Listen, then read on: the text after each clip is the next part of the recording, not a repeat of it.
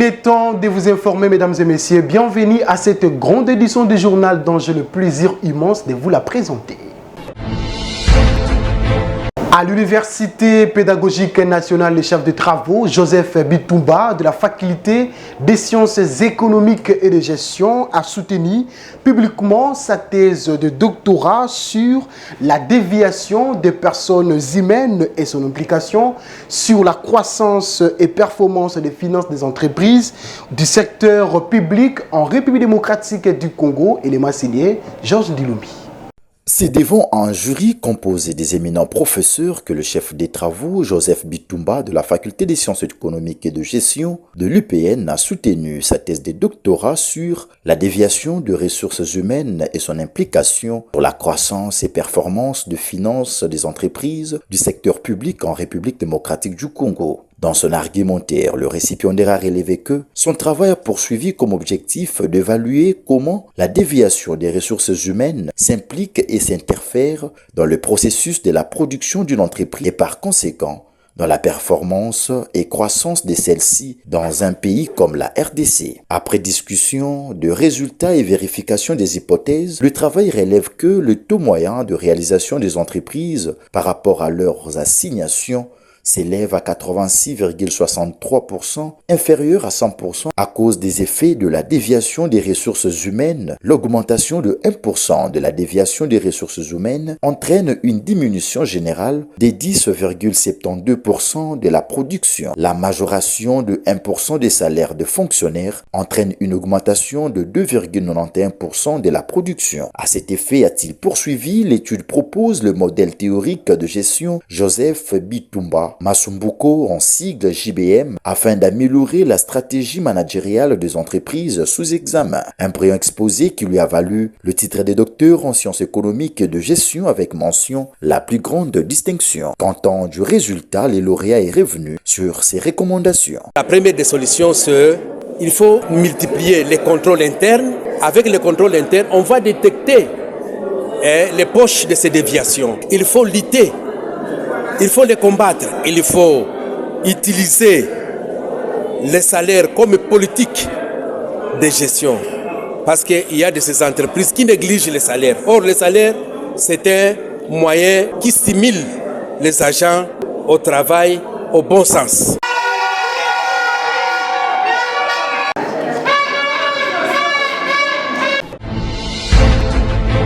D'une thèse à une autre, cette fois-ci celle du chef de travaux Triban Yangongo de la faculté des sciences et technologies, thèse intitulée Activité épiratrice des Vetiveria nigritana, Benf, Steph et Hyperenia d'Implanda, Steph des eaux visées domestiques du quartier Baumbu 1 dans la commune de Lantélé, Kinshasa, RDC. Encore une fois, Georges Dilumbi.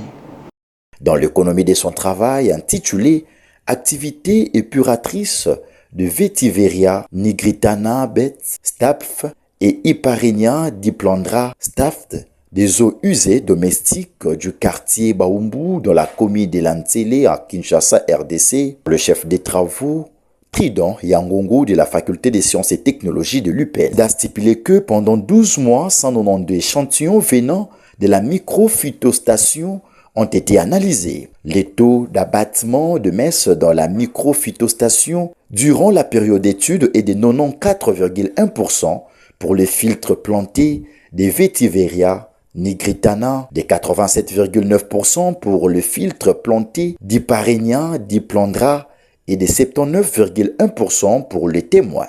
L'utilisation de Vetiveria nigritana et d'Hyparenia diplandra dans la microphytostation a permis de réduire presque la quasi-totalité des paramètres physico-chimiques sauf l'oxygène dissous et bactériologique.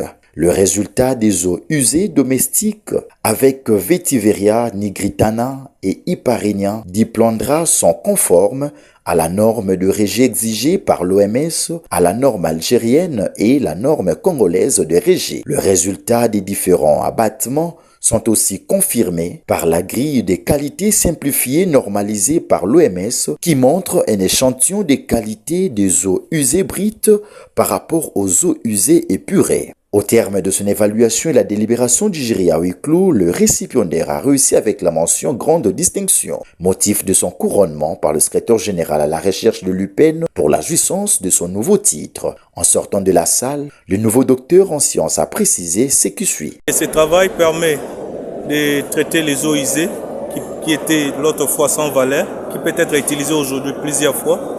Mais en plus de ça, une solution sociétale que nous apportons, c'est que avec ce travail, les latrines peuvent être utilisées plusieurs fois et puis ne pas être remplies. Nous proposerons dans les jours à venir une micro-phytostation de petite taille que chaque ménage pourrait en avoir à bas prix et l'utiliser pour éviter toutes ces maladies de tous les jours, comme la malaria par exemple. Pour les décideurs, nous recommandons de lire les recommandations de ce travail, entre autres, mettre sur pied des lois ou encore des normes congolaises que nous avions déjà débutées. Nous leur demanderons d'emboîter les pas pour y arriver.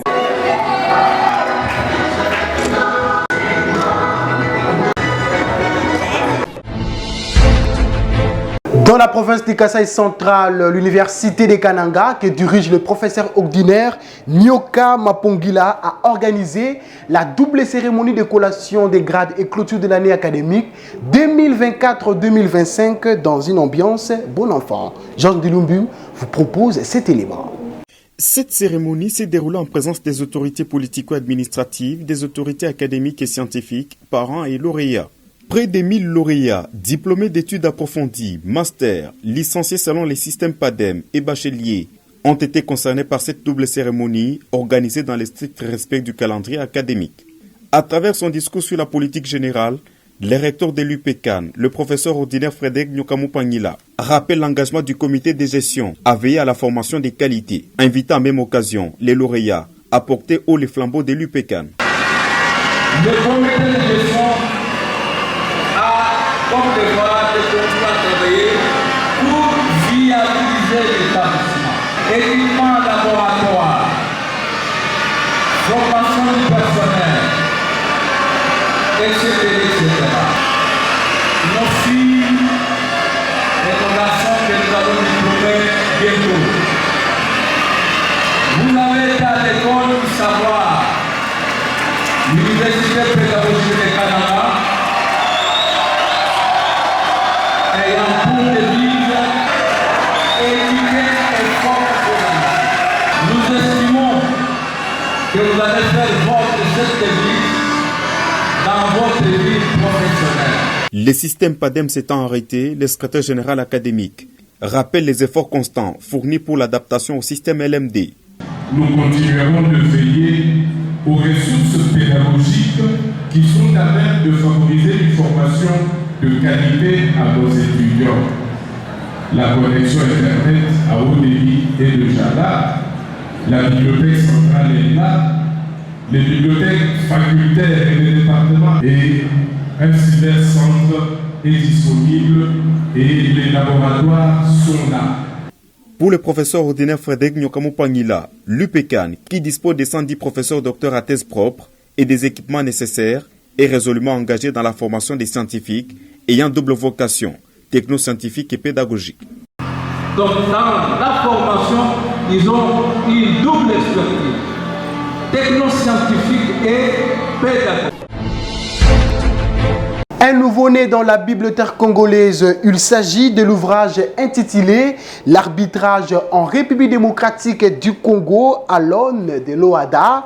Ce livre qui transforme la résolution des litiges commerciaux est rédigé par 4 experts de renom, à savoir Jean-Baptiste Landry Pongo, Mukendi Bernard et Peggy Fika. Les détails avec Georges Dilumbi. Dans un monde des affaires en constante évolution, la République démocratique du Congo se dote d'un outil juridique révolutionnaire. Découvrez l'arbitrage en RDC à l'aune de l'OHADA, le livre de référence qui transforme la résolution de vos litiges commerciaux. Rédigé par 4 experts de renom, Landry Pongo Wonya, Jean-Baptiste Biambamba Mbombo, Bernard Mukendi et Peggy Fila Dinganga. Cette œuvre magistrale vous révèle tous les secrets d'une justice moderne. Rapidement, confidentielle et sur mesure pour vos entreprises et investissements. De la théorie à la pratique, des modèles concrets aux procédures d'exécution. Maîtrisez l'arbitrage OHADA pour sécuriser vos affaires dans tout l'espace francophone africain. L'arbitrage, votre passeport vers une justice efficace et adaptée aux enjeux économiques d'aujourd'hui. L'arbitrage en RDC à l'OHADA aux éditions Hans Kelsen. Kinshasa. Votre justice, notre expertise. Parlons à présent de la participation du directeur général de l'Institut supérieur technique de Lubumbashi, le professeur Jano Pania, au 5e congrès international sur les soins palliatifs et couverture sanitaire universelle, une activité organisée du 10 au 12 septembre 2025 en cours par le ministère de la Santé publique, Hygiène et Prévention en collaboration avec le ministère de l'Enseignement supérieur et universitaire, Recherche scientifique et innovation technologique. Élément signé par Georges Dulumbi.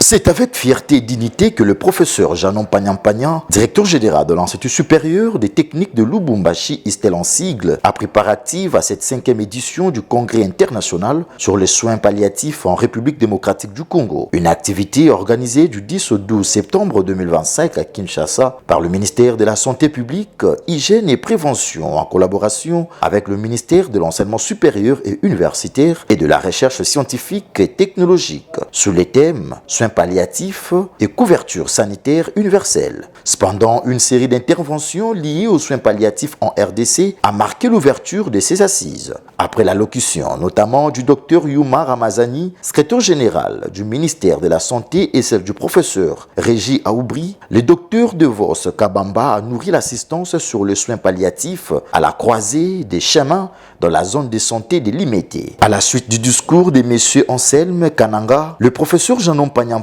directeur général de l'ISTEL, a saisi cette opportunité pour échanger avec les intervenants, question d'éclairer certains points relevés par les orateurs. Deux interventions de haute facture scientifique saluées par l'assistance au cours de ces assises participatives. À sa sortie de la salle, le directeur général de l'ISTEL, le professeur Janon Pagnan, a exprimé sa satisfaction quant à la participation de son établissement à ces congrès. Notre souhait et notre contribution en est que ceux qui sont formés en soins palliatifs puissent avoir un diplôme purement universitaire. Et voilà notre contribution et le pourquoi de notre participation, que toutes les structures académiques de santé universelle, le gouvernement de la République démocratique du Congo, le partenaire européens, américains et partout ailleurs puissent s'impliquer dans ce qui concerne les soins palliatifs en République démocratique du Congo. Notre dernier mot, que les résolutions qui seront votées lors de ces congrès, que cela soit une prise en charge par le président de la République, par le ministère de Santé, le ministère de l'Enseignement supérieur et universitaire, le partenaire, et que nous puissions de commun accord réfléchir ensemble et travailler ensemble pour que les soins palliatifs soient vraiment au centre de tous les partenaires. La journée s'est poursuivie par une visite de différents stands installés sur les sites du congrès. Il convient de noter qu'à travers la vision de son directeur général, l'USTEL réaffirme sa volonté de rester un acteur clé de la réforme du secteur sanitaire universel. À la fin de la journée, quelques participants ont livré leurs impressions quant à la pertinence de la thématique choisie à ces 5e congrès. Ils sont au micro des Valongolo. Suivez. La participation des tradipraticiens dans ce congrès, vraiment, c'est très nécessaire. Parce que nous venons de constater qu'il y a de bonnes initiatives, comme par exemple des formations et tout comme ça. Mais ça nous prouve combien de fois le ministère de la Santé a besoin vraiment de la population pour réduire la mortalité dans notre pays. Et surtout la présence des tradipraticiens dans cet atelier, dans ce congrès, vraiment ça me fait beaucoup de joie. Nous avons fait la communication sur les potentialités, enjeux et perspectives par rapport à l'application de la télémédecine dans l'offre de soins palliatifs. Et nous avons bien explicité les potentialités, les opportunités qui s'offrent pour appliquer cette approche médicale suite à la disponibilité des solutions digitales qui s'offrent actuellement et la couverture en Internet. De l'autre côté, nous avons analysé les obstacles, les défis qui sont là en termes de ressources humaines, disponibilité des infrastructures numérisées et la connaissance de l'application de la télémédecine, que ce soit par le personnel soignant et la communauté. On a parlé de maladies invalidantes, le cancer, le diabète. Les maladies incurables, c'est quand on ne peut plus soigner. Quand les soins curatifs stoppent, on commence avec les palliatifs. C'est de ces soins palliatifs que nous avons parlé pour notre pays. Après avoir soutenu sa thèse de doctorat sur la modélisation et redynamisation de l'industrie d'ébénisterie en République démocratique du Congo, le docteur Zozo a davantage fixé sur la redynamisation de l'industrie d'ébénisterie en République démocratique du Congo. L'élément signé par Georges Delumbi. Interpellé par l'afflux de meubles en bois importés sur le marché congolais, je me suis dit, mais comment expliquer que dans un état où, dans la superficie de 2 345 410 km², couverte de 54% de forêts, nous nous complaisons d'importer les meubles en bois et qui viennent parfois même des pays désertiques. Nous avons identifié 2 causes majeures. Il y a le premier cercle vicieux, c'est nous nous rendons compte qu'il y a les meubles importés sont convoités par les consommateurs locaux par le simple fait que les meubles importés sont convoités parce que les meubles locaux ne sont pas compétitifs. Il y a ce que nous pouvons appeler les défauts de finition. Les artisans locaux estiment que s'ils ne parviennent pas à produire les meubles de bonne qualité, c'est simplement parce qu'ils n'ont pas les matériels. Il faut briser ce cercle vicieux. Et comment on va les briser? En faisant en sorte que ces artisans produisent les meubles de bonne qualité. Pourquoi les artisans locaux ne parviennent pas à produire les meubles de qualité? C'est là où nous sommes arrivés à constater qu'ils ne parviennent pas à produire les meubles de qualité parce qu'ils n'ont pas la formation requise. Aujourd'hui, notre économie est beaucoup plus focalisée sur les minéraux. Or, vous êtes sans ignorer que le prix des matières premières est fixé à l'étranger. Ce qui va faire qu'à chaque fois qu'il y a fluctuation des prix des matières premières, il y a une incidence directe sur le budget de l'État.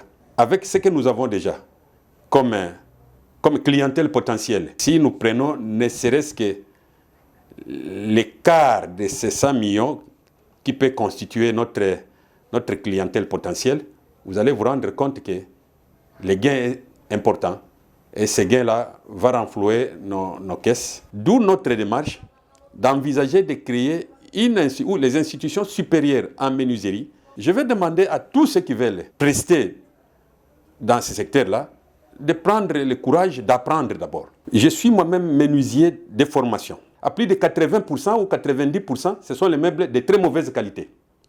Pourquoi? Parce qu'ils sont conçus à base des copeaux, les déchets de bois. C'est quoi les copeaux?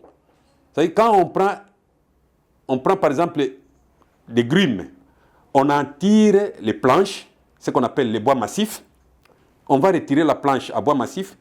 Toute la saleté, les débris et autres résidus, on va compacter, on va broyer et en faire des pâtes.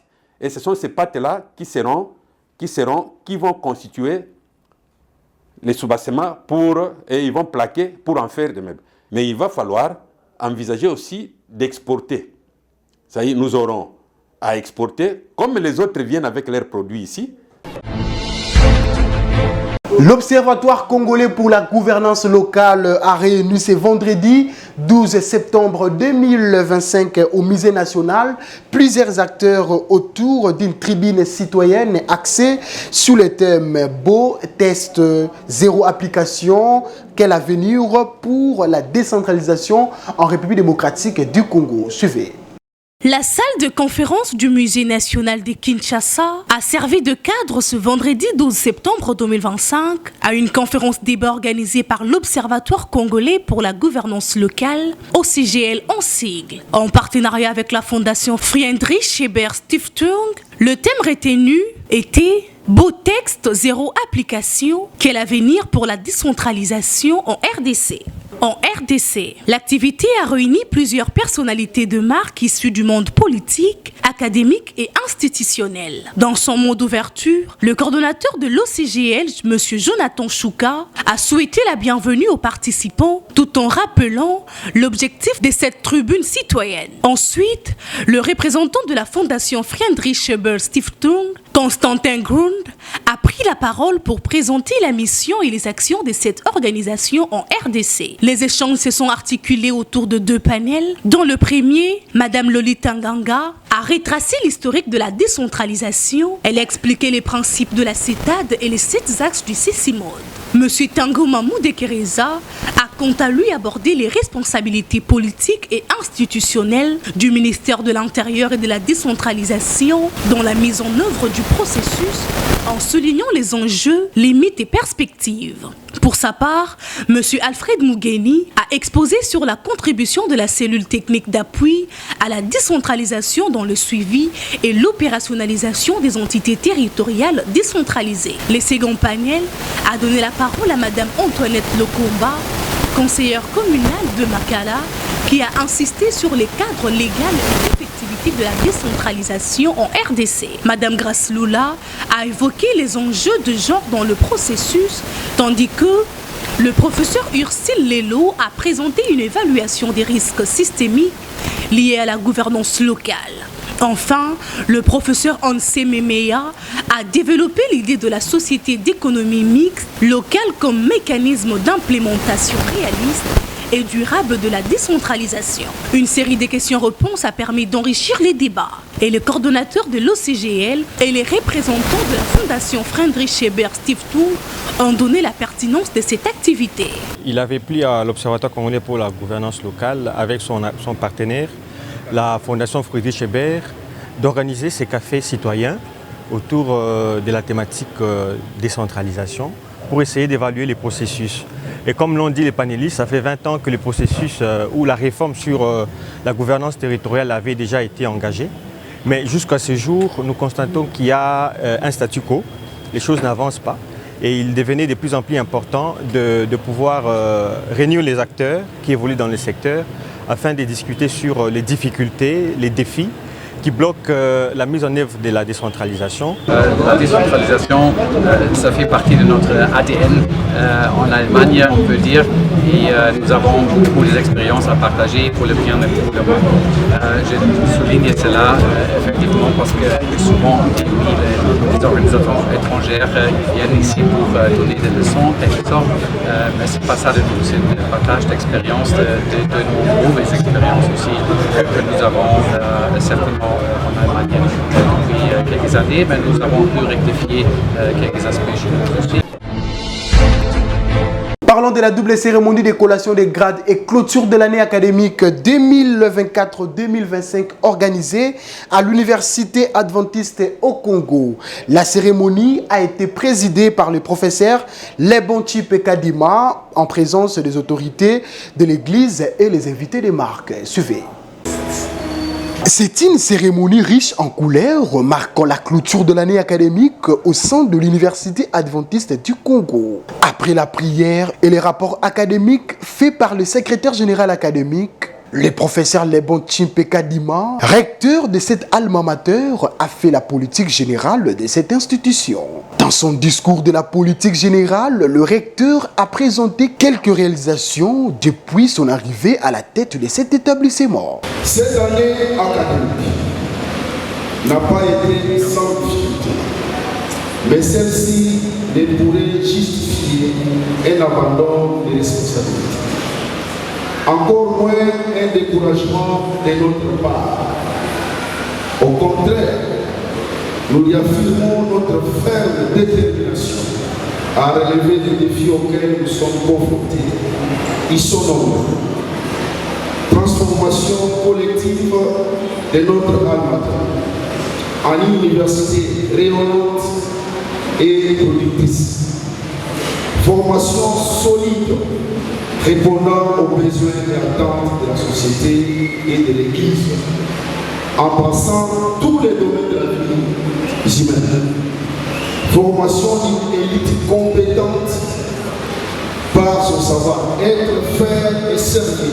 Les moments tant entendus étaient la proclamation des résultats par les doyens sous les acclamations des membres des familles. Au total, 50 lauréats ont été conférés les grades de licenciés dans de différents domaines par le recteur. C'est sous une ambiance festive que s'est clôturée cette cérémonie de collation des grades à l'Université adventiste du Congo. Et puis, la faculté des sciences informatiques informe des ingénieurs informaticiens pétris de talents qui défendent le projet de L1 jusqu'à L4. Voici ces étudiants ont fait lors de défense et à la collation le mois dernier. Valangolo. Quand on s'inscrit à la faculté des sciences informatiques de l'Université protestante au Congo, on devient expert dans peu de temps. Puisqu'ici, de L1 à L4, avec les systèmes licence, master et doctorat LMD, les étudiants défendent leurs projets qui leur permettent de devenir professionnels avant même la fin de leur cursus. Pour l'année académique 2024-2025, la faculté a organisé différents jurys où les étudiants ont présenté leurs projets devant leurs enseignants.